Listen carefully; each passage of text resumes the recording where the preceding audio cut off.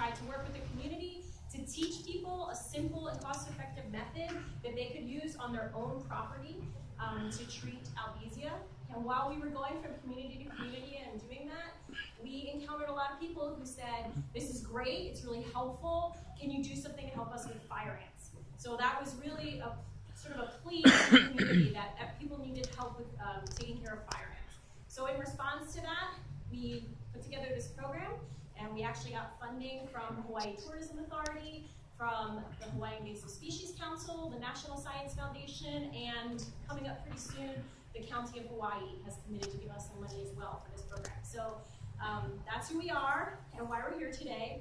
And I'm gonna talk a little bit, but first, before I go into my presentation, I wanna introduce you to my team. So this is Jade. Jade actually has a background in research with little fire ants. She's worked with little fire ants and koki frog for the University of Hawaii Research Extension. So she's kind of the expert, so whatever I can help you with, please feel free to tackle Jade on your way out and hold her down and ask her many questions about fire ants. She's used to it. And then in the back, you saw Kabehi when you came up. Kabehi is a graduate of University of Hawaii Hilo, and she's actually worked with us all summer and decided that she was gonna keep working with us. We didn't scare her off yet, so she's gonna stay with us for another year as an intern for the Kupu program. So we're so glad that you guys have us here tonight. I wanna really thank you for hosting this and bringing us out here, and for all of you spending your Sunday night with us.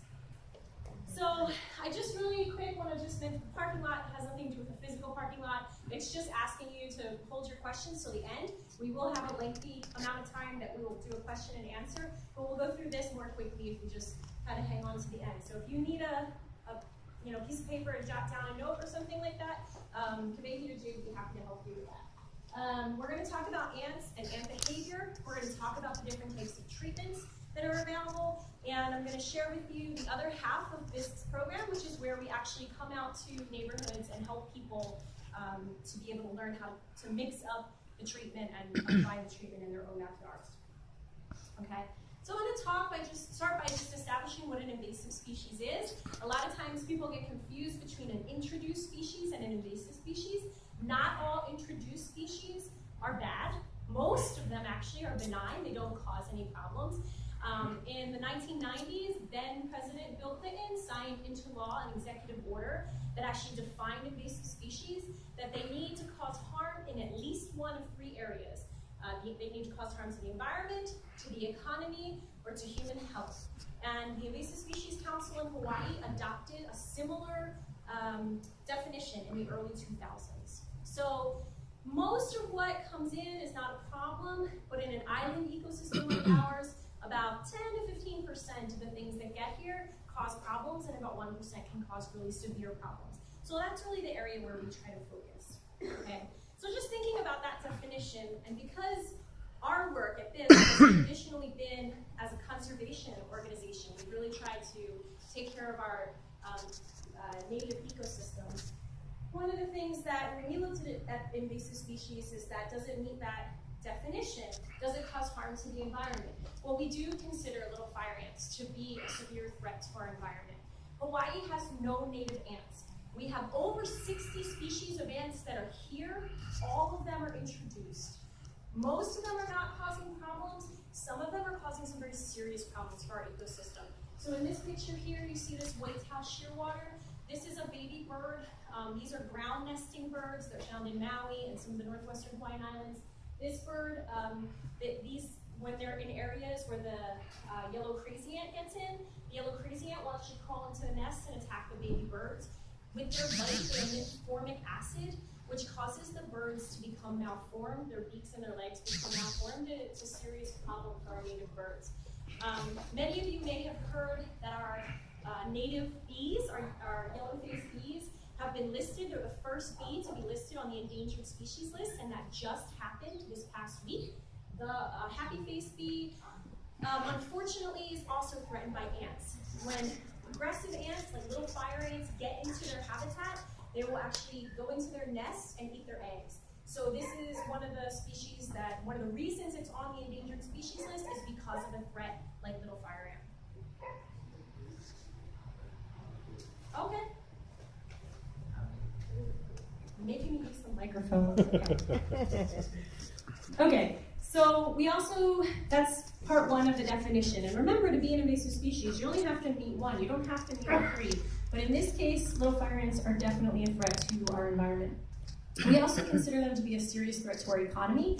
If you know anyone who's a farmer, who does any kind of agricultural work, it's very difficult for farmers to get people to work for them or do any kind of harvest because they're dealing with the little fire ants falling on them. So we see this a lot where workers will refuse to work on certain days when they have to work with fire ants or where it's very costly to be able to hire people that are willing to go out and harvest. The other thing that's unique about little fire ants is that they are actually farmers themselves. So there's a class of insects that includes aphids, mealybugs, whiteflies, all of those things that you commonly see as plant pests that cause kind of black sooty mold and other problems for plants. That's a serious problem for our farmers. They're constantly fighting these pests, spending a lot of money, putting a lot of pesticides out to fight those. Well, a little fire ant takes care of those little animals. That, for them, is a food source. Just like us, they need 3 nutrients: carbohydrates, fats and oils, and proteins. So where do they get their carbohydrates? They actually milk these homopteran insects for a substance called honeydew. It's very sweet, so that's where they get their sugar. That's why you won't have any luck attracting fire ants with a sugary bait, because in this case, they've already got a source for their sugar. Unfortunately for us, when they're taking care of these insects, it means they're protecting them, they're moving them from plant to plant, and so when farmers see an infestation of little fire ants in their area, they're also seeing an infestation of these plant pests. So it's sort of a double whammy. A recent study pointed out that it will cost about in the next 35 years, it will cost about $1 billion to agriculture on the Big Island if we don't manage little fire ants. Probably cost about $76 million to our nursery industry. So that would effectively wipe out our agriculture and our nursery industries over the next 35 years. So this is something that we need to take very seriously. There would also be significant losses in tourism and tourism-related businesses due to little fire ants if we don't manage it. And then the third kind of qualification for being an invasive species is that it was a threat to our health or our way of life. And I'm sure if you have experienced fire ants, you agree that this is definitely the case. They're very painful when they sting you. Some people get really bad reactions, get welts that last for weeks. Some people, I've been stung many times. It kind of feels like your skin is on fire. So if you've experienced being stung by a little fire ant, you know what I'm talking about. And we're getting more and more schools that are calling us and saying the kids are getting bit at school. So it's a problem pretty much for anyone who's trying to manage a large area.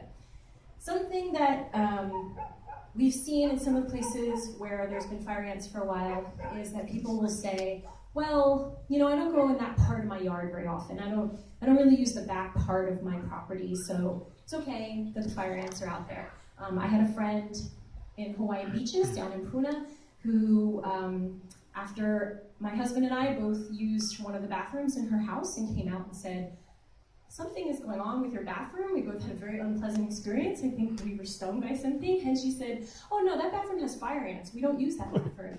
So there are people that are sort of giving up a part of their house or a part of their property and just saying, oh, we'll just let the fire ants have it. Well, that's only a temporary situation. The fire ants will take over. So in areas and other islands in the South Pacific,